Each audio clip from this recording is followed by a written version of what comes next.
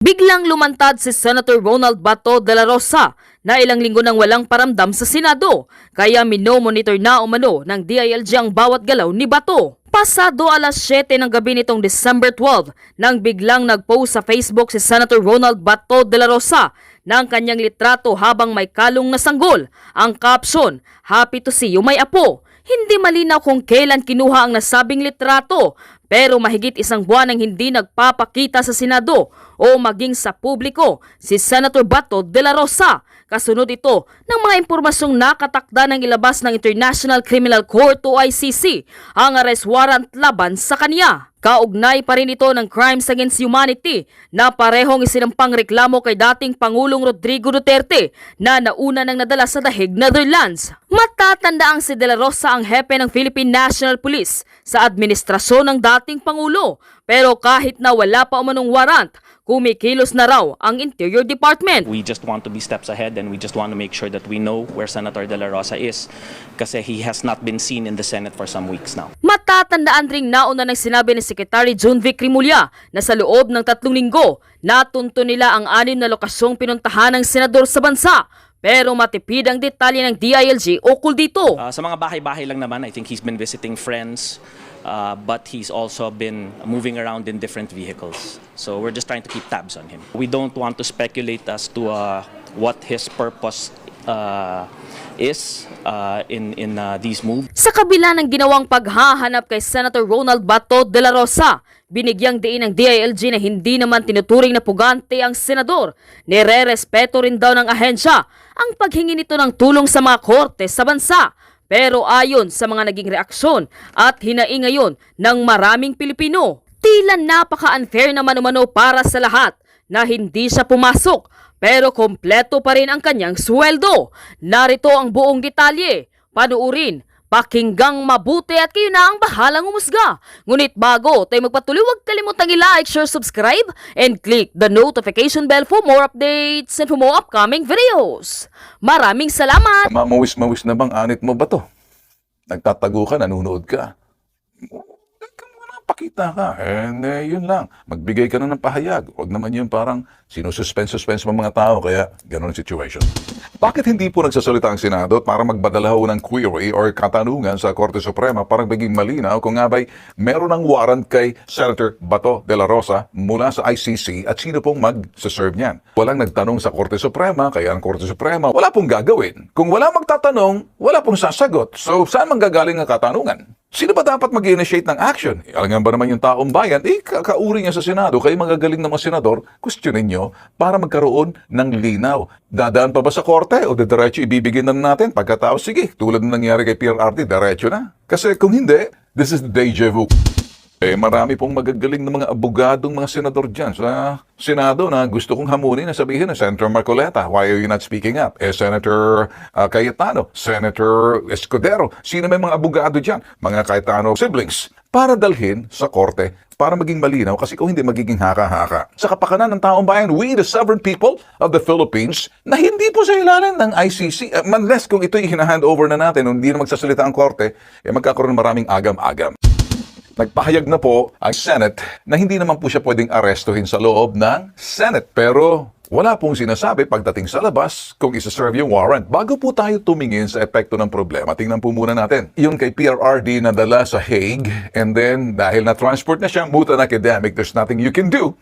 Nasa pangangalaga na po siya ng ICC sa The Hague, Netherlands. Itong kay Bato, sino po maglilinaw? Ang Korte Suprema po dapat. Ang Korte Suprema hindi naman po magbibigay ng pahayag o pronouncement patungkol doon sa legalidad ng pag-aaresto kay Bato. Kung talagang merong magi-inquire at linawin doon sa ating Supreme Court, ako po bilang isang journalist asking question, itong nangyayari ngayon dito, hanggat wala pong magbibigay po ng query or katanungan na dadalhin sa Korte Suprema kung nga ba'y ito pong legalidad na warrant of arrest, kung meron nga ba.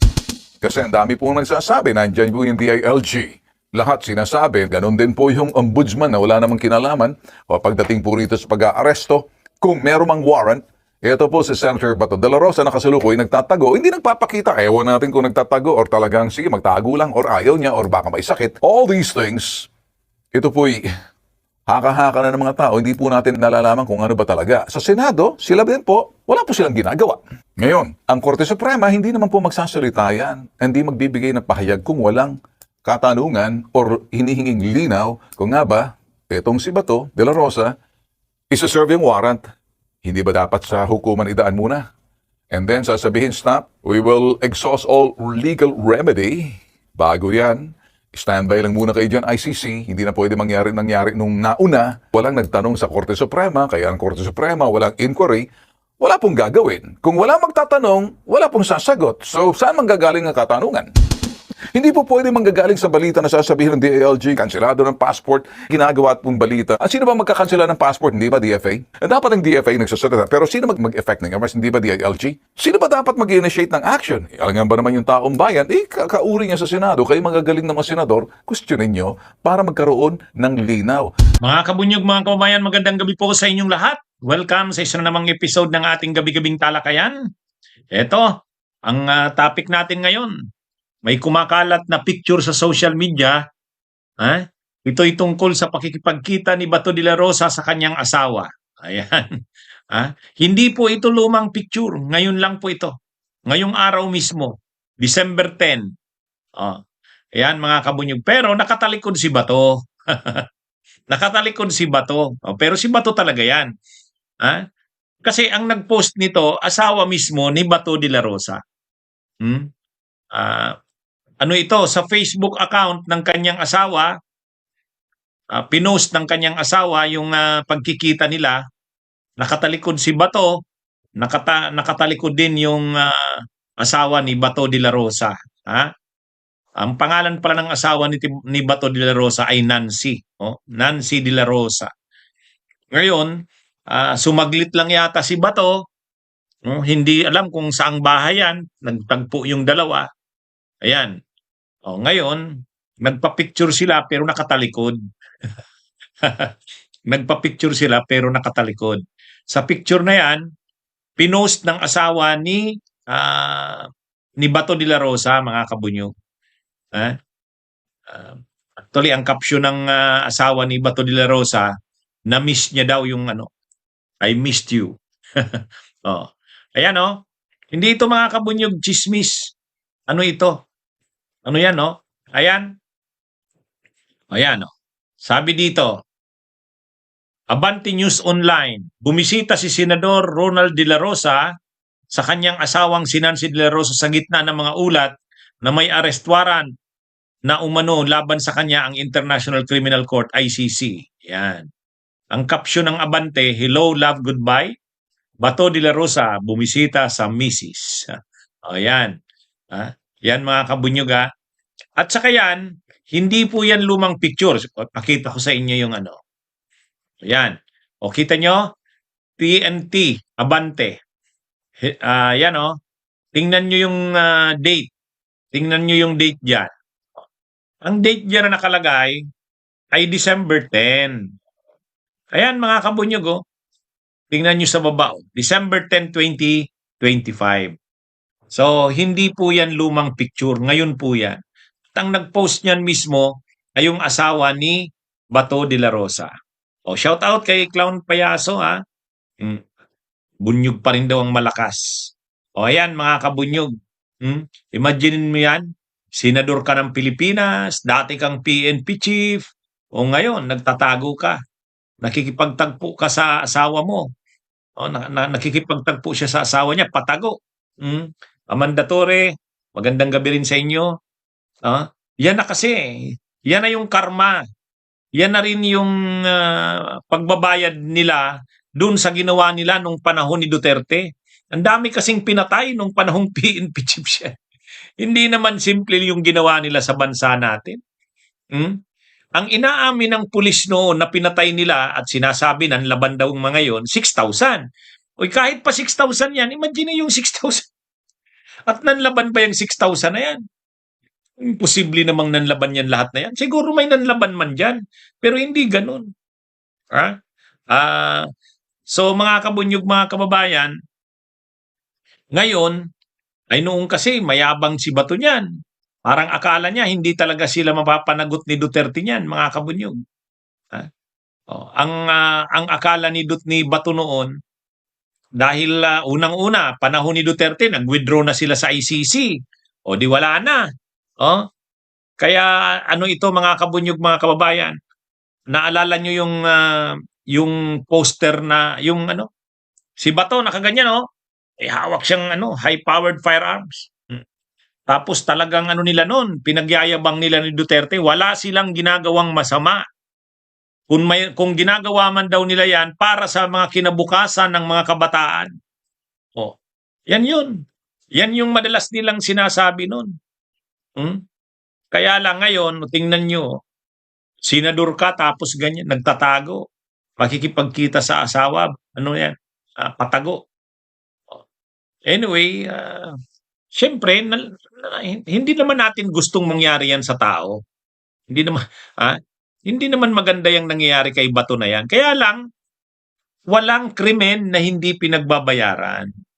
Walang krimen. Ito na yung kanilang pagbabayad ni Duterte. Mga kabunyog, mga kababayan. Kaya ito? Imagine niyo naging PNP chief ka. Naging senador ka pa. Tapos ngayong May 2025, naka-re-elect ka pa. Di ba? Ngayon, nasaan na yan? Wala. Nagtatago. At ang kalaban niya ngayon, International Criminal Court. Noon sinasabi nila, pananagutan namin itong ginagawa namin. Di ba sabi nila Duterte noon? Para ito sa bayan. Pero ngayon, hinaharap ba nila yung pananagutan? Hindi. Nagtatago. Nagtatago. Di ba? Kaya lang, yan na nga. Hindi niya makapiling ang pamilya niya. Nagtatago siya. Hindi na siya maka-attend sa sesyon ng Senado. Di ba? Bakit nangyayari sa kanya yan kay Bato? Sinunod niya kasi si Duterte. Sinunod niya kasi si Duterte. Kung inisip niya na, Mr. President, sorry pero hindi ko magagawa yan. Di ba? Hindi sana yan mangyari sa kanya ngayon. Hindi sana yan mangyari. Kaya lang, sinunod niya si Duterte. At mabuti pa nga si Duterte, matanda na at may sakit na. Si Bato, bata pa, malakas. Kaya pag nakulong siya, tatagal talaga siya dun sa kulungan. Si Duterte, pwedeng mamatay na yan sa kulungan eh. Pwedeng mamatay na yan dun sa ICC. Pero si Bato, hindi. At ngayon, ayan na. Kaya mga kabunyog, mga kababayan, walang krimen na hindi pinagbabayaran. Yan ang malinaw dyan. Kaya yung kanilang mga pinagyayabang noon ni Duterte, pinagbabayaran na nila ngayon. Hindi nila yan iisipin na darating ang panahon mapababayad sila sa kanilang krimen. Yan na yun. Mga kabunyog, mga kababayan.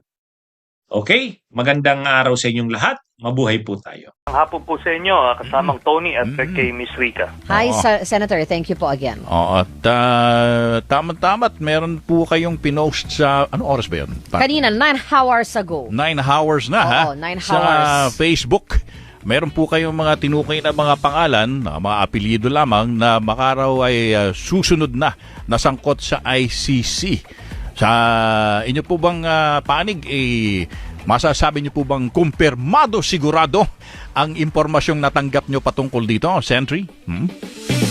Let's just say na kumpiyansa po tayo dun sa bibigay ng impormasyon sa atin na privy doon sa mga nangyayari tungkol dun sa mga kaso na yan. Apo. Sila rin naman yung mga pinagkukunan ko ng mga impormasyon na dati kong sinasabi na nasa katuparan na. Opo. Kaya I don't have any reason to doubt. question to doubt yung ano niyan, veracity. And kung sila po ay susunod na nga po tiyak, mabilisan po ba ay this year or next year po mangyayari po ito? Next year pa po mangyayari yan. Pero kasi ang bilis na po nung pasok ng impormasyon kasi Yes. Very aggressive yung mga investigador po ng ICC. Opo. Lalo na ngayon na yung nung natapos na yung kaso kay kay Duterte, na-devote na nila yung attention nila doon na sa mga iba pang mga significant players. So ako naman, ang isang layunin natin kung ba't natin inilabas yan, Opo. kasi di ba nagkakaroon ng speculation, sino ba yung mga iba pang co-perpetrators. Yes. So, ito lang, siguro in a way na paglilinaw na ilan yan doon sa mga redacted names doon sa doon sa confirmation of charges. Sige, kung inyo pong papayagan, Senator, no? Ito pong mga apelyido na binanggit nyo sa inyong Facebook post ay ang mga sumusunod. Albayalde, Karamat, Mata, at Leonardo, pero may binanggit din po kayo na si Garma ay tinanggap na bilang testigo sa ICC kaya tanggal na siya sa kaso. So, mga apelyido lang naman po yung mga binanggit nyo, pero ito po ba ay masasabing tiyak na yung mga dating opisyal ng PNP? Yes. Yeah. Lahat po yan, mga retired or active members of the PNP. Ako naman, yan, hindi naman automatic na mai-issuean sila ng warrant kaagad. Opo. In fact, May investigation pa. hindi naman sila yung pinakang principal na mga players dito. Meron silang opportunity na matanggal dyan sa kaso na yan By? by turning witness, no? Parang si Garma. Oo. Kasi ganun ang ginawa ni Garma. Ano siya co-principal siya. Kaso, nag-cooperate siya, edi tanggal na siya doon sa kaso. Ganun lang naman po. Anong balita niyo pong huli doon kay Garma, Senator? Kasi di ho ba ang unang sinabi ay pinayagan siyang lumabas ng bansa para makipag-usap sa mga opisyal ng ICC sa Kuala Lumpur, pero sa ngayon hindi na ho bumalik. Tama ho ba? Hindi naman ho talagang nababalik. Kasi yung mga testigo ho nasa labas. Kung sa ICC, Yeah. kailangan silang nasa labas. Kasi kung nandito si Garma, Delikado siya. kulong siya. Kasi may kaso siya Opo. Oo. Siya ay nasa labas, nasa kamay na siya ng mga ICC. Kaya nga natanggap na po siya. I see. O kagaya rin po nila Las Cañas, silang Matobato, nasa labas na po hindi sila na bumalik. ng bansa. Marami pa po. Oo. Marami pa pong hindi talaga sila babalik kasi kailangan nasa kustodiya sila Ng nung ICC. ICC. Opo, when we Para say... makapagtestigo sila. Opo, Senator, when we say nasa kustodiya ng ICC... Nasa pangangalaga. Oo, nasa pangangalaga na Nasa sila. They pangangalaga, surrender yeah. themselves na. Sa dahig din po ba ito? Not necessarily. Not necessarily, basta't ang importante po ay ano sila, they have Under the protection. control of their person para pagka kailangan nilang humarap sa trial ay readily available sila. So parang naka-safe house, witness protection, ganun po? Yan, parang ganun. Okay, Witness sige po. protection. Opo. So, yan kasi nagkaroon ng confusion dahil tumakas daw, hindi Si tumakas. Garma, hindi tumakas. Oo. Hindi tumakas si Garma. In Sa fact, halip. kaya nga siya lumabas mismo para maging testigo siya sa ICC. Opo. Yung mga binigay po ninyo na pangalan sa Facebook, Senator, hindi po ba ito magiging parang preemptive move para for them to, hindi natin alam, magtago, umalis, o hindi natin alam kung anong pwedeng mangyari. Parang yung isang senador, ganun ba, na hindi na sumisipot? Pero hindi ko na masyadong ino-obvious yun. Ay, talaga lang. Hindi po ba ito presumptive act, sir, preemptive act, Senator? Hindi po preemptive yan. In fact, it's a way out for them. Kasi kung hindi na-announce yung pangalan, pag umabot yung investigasyon sa issuance ng warrant, bubulagain na lang sila ng warrant. Pero ngayon na alam nila na co-perpetrator sila, meron pa silang ibang mga remedies which is yung ginawa ni Garma. To cooperate. Diba? Oo. To cooperate. Yes. So, nasa sa kanila yan. Gusto mo bang magtago habang buhay kagaya ni Bato? Or mag-cooperate ka at maging malaya ka kagaya ni Garma? At ito po yan, hindi lang yan. Yeah. Ang tanong dito kasi, tatanungin nila sa sarili nila, Oo. is this the right thing to do? Ito ba ay tamang gawin na mag-cooperate sa ICC? Yeah. Sa akin, maliwanag ko ang sagot dyan. Oo, kasi ito na, alam naman nilang mali yung ginawa nilang crimes against humanity, yung pagpapatay ng mga Suspects. Drug mga suspects. suspected. Oo. Suspected lang yun, Opo, oo. drug addicts. Oo. So, ito na yung kanilang redemption. Way yes. to redemption. Oo. Oo. So, ganun lang naman yun. Di ba? Yeah. Kita mo yung ginawa ho dito sa flood control scandal. Di ba yan? Sila Henry Alcantara, Mga nagbabalik na ng mga assets. Oo. Nagnakaw sila, pero ngayon, sinasabi na nila yung nagko-cooperate sila, edi yan na yung panimula ng kanilang road to redemption. Yan din ito. Ganon din po ito para sa mga general na to. Kung sabihin nilang, inutusan lang kami, then sabihin nyo, bakit nyo kailangan pagpapakamartir para sa So, kumbaga, ginawa nilang mali. it works to their interest na sila ay makipagtulungan sa halip na sila po ay magtago or damputin ng ICC. Oo. Yun po. Yun na nga po mismo. Yeah. Ngayon na alam nyo na, nasa sa inyo po yan. Nasa kamay ninyo kung ano ang landas na tatahakin nyo. Okay. But if they go the Garma way, no? Ay surrender ang sarili nila no, to assist ICC.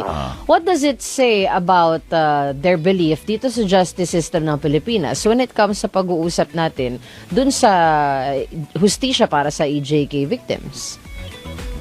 Ito naman po kasi, no, ang sinasabi naman kasi dito, yung justice system sa Pilipinas, nagwo-work siya doon sa mga disadvantaged.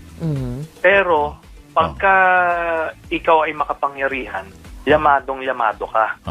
Hindi ka nga makakasuhan. Biruin nyo, sa dinami-dami nung pinatay, pero hindi nga makakasuhan eh. Bakit?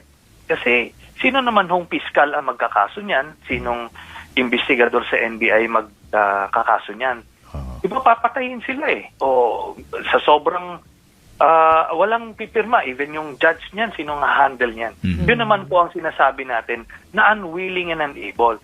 So it's not an indictment of the whole justice system natin. Yung sa mga ordinaryong kaso na wala namang political implications, nagpa-function naman sa mga private citizens, mga, di ba, nagkakasuhan, nag-work siya. But for the powerful, hindi siya nag-work. Ngayon, bukod dito sa 4 na pangalan na binanggit nyo sa Facebook post nyo, meron pa rin ho kayong impormasyon tungkol sa iba pang personalidad na maaring redacted din yung mga pangalan na hindi nyo pa nababanggit? Napabanggit ko na dati pa, si Bongo, nandoon, tapos of course, si Bato, tapos na, tapos may namatay na eh, si dating PNP Chief Gascolan. Sila yon. Sila na yon. Sila na yan. Okay. Kaya, buo naman na yun eh. Ayaw din natin na nagkakaroon ng speculation pa, sasabihin, si VP Sara daw ay isasama din. Hindi eh. Ako, kahit gusto ko mang masama siya, pero hindi sa kasama. Kaya hindi ko sinasabing kasama. Opo. Ganun lang yun. Tama. Tama naman. And earlier, nilalabas din yung pangalan ni former Justice Secretary Aguirre, o kahit na marami yung nairita sa kanya nung mga panahon yun, hindi ho talaga siya kasama. So, hindi ko siya sinasama. Okay. At least yun talaga nakukumpirma ninyo na yung mga ibang pangalan na yon na nababanggit noon ay hindi ho talaga kasama. Okay. Hindi kasama. Hindi kasama. Ngayon, yung kay VP Sara ho, na-mention siya ni Las Cañas a few times, pero hindi po enough yun for the case to develop kasi mataas po ang threshold ng ebidensya ng ICC bago ka may-issue ng warrant. Yun. Kaya ho yung mga kababayan natin na iniisip na ito si Duterte ay na-project lang, na kidnap. Hindi po. Kumpleto po. Sandamakmak yung ebidensya laban sa kanya. Gumawa siya ng krimen. Sinertipikahan talagang merong dokumento at ebidensya. Matanong ko lang, Senator, no? Kasi Napupulaanan kasi itong si Ombudsman Boying Remulla na sinasabi Oo nga. niyang may nakita na daw siyang arrest warrant. Oo. Sinasabi ng kapatid niya, si DILG Secretary John Vic, digital copy lang naman daw yung nakita. Kayo ho ba, may idea ho kayo, Senator, kung yung bang arrest warrant po ba ay tinransmit pa lang digitally o meron na ho talagang on its way na physical copy? Meron po tayong impormasyon dyan sa aspeto na yan. Pero unfortunately, hindi I'm not at liberty, to say. Oo. to say anything at Oo, this point. po. So kumbaga, nakibato na lang yan. Aha. Kung papaniwalaan niya to si Secretary John Vic, na wala pa raw. Kung papaniwalaan niya si Ombudsman Boying? na meron na. Yeah. So kumbaga, pwede siya magsugal. Pero Yeah. marami naman siyang matatanungan sa PNP.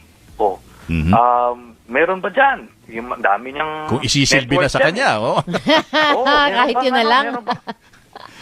Oo. Oh, tama. Tama. Kahit tip na lang, oo. Tama. Okay, tip. Kung meron ba, wala. Oo. Nga po. Malalaman niya yun. O ngayon, pwede siya magsapalaran na, Yeah. sige nga, mukhang wala. O di, sige, tingnan natin. Diba? Oo. Ganun lang naman po yun. Yan. Kayo ho ba, sorry, Oo. partner ha, di ba ho ba nung nanalo kayo na halal kayo no, as a senator, pero hindi pa kayo pinalalaya nun, sinesweldohan ho ba kayo nun? Yes. Dahil nung panahon naman na yon, nag-serve din ako, nagkakandak ako ng committee hearing sa loob ng detention facility. Opo. Oh. Oo. Yun nga pong pagpataas ng Ng, sweldo ng yes. government employees, pati sundalo, pulis, doon ko po kinandak yan sa loob ng kulungan. Opo. Oo. At so marami tayong nagawa, no? Nagpa-file kami ng bills and resolution. While in detention. Oo. Yes. Kaya nga, sabi ko nga, dalawa yung precedents nito eh. Yung kaso namin, yung sitwasyon namin ni then Senator Laila De Lima Opo, na nakadetain pero nagpa-function yung office. Yeah. And yun namang case ni Senator Ping Lacson nung Nagtago panahon din ni siya. GMA na kinasuhan din siya ng Yeah. ng murder. So pero nung time na yon, ang naging decision ng Senado was to padlock his office at hindi na pinondohan yung Kay Senator hindi Ping. na siya binigyan ng kay Senator Ping. Oo. So hindi na yung Naputol. MOOE ng opisina niya, Naputol. yung operating, hindi na tinuloy. Oo. Tapos yung staff niya, inabsorb na ng Senate Secretariat. So pinadlock yon. Parang yung kay Pero kay Ito kasi Bato. wala eh. Kay Oo. Bato tuloy-tuloy pa Similar. rin eh, di ba? Oo. hindi, similar. Pero kay Senator Lacson kasi, it took 9 months Bago nag-decide. Bago nag-decide yung Senate. Yes. So ngayon, yun naman ang posisyon ni Senator Soto. Senate President Soto na, teka, 3 weeks pa lang naman. bago pa lang bago pa lang. Malay mo, biglang pumasok. Malay.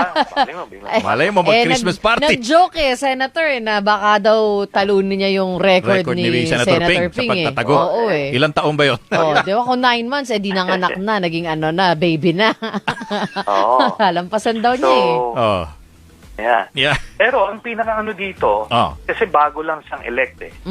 Ngayon, sa 2028, hindi siya up for election. No, hindi na. Pero by then, pwedeng mag-decide na yung Senado to expel him. Kasi kung hindi na siya nagpa-function, para sa 2028, Baka 13 na yung kukunin, Yes. yung mananalo.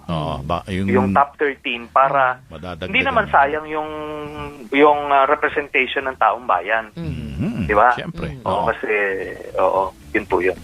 Si Senator Bato ho ay trained in the same escape and evasion tactics sa PMA katulad po ninyo, di ho ba? Actually, hindi nga ako tinuturo yan kasi hindi na ba? Sa mga special Special Forces. special Forces. operations po yan. Aba. Pero normally ang tinuturo, harapin mo yung yung problema. Di ba? Opo. Hindi, actually, iniibig sabihin, yung escape and evasion, kapag kunwari you're behind enemy lines, parang ganon. Yan po. Yan tinuturo yan sa mga Special Forces.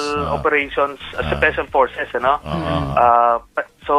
pero ordinarily, Sa officers. ang kwan nyo is to hold the line, di ba? Yes. Confront the enemy, yan yung default. Oo. And, So, ganyan. Oo, mga first Pero line of ito siya, defense dapat. ito nga ang ironic kasi sobrang tapang-tapangan kasi nitong mga ito nung may tsapa pa sila, no? Tapos sa pag maliliit na mga tao yung tinatapakan nila. Pero pag sila na ngayon na nasa subject dun sa same na pinagdadaanan nung ino-oppress sila, biglang magtatatago. Di ba? Pare-parehas yan.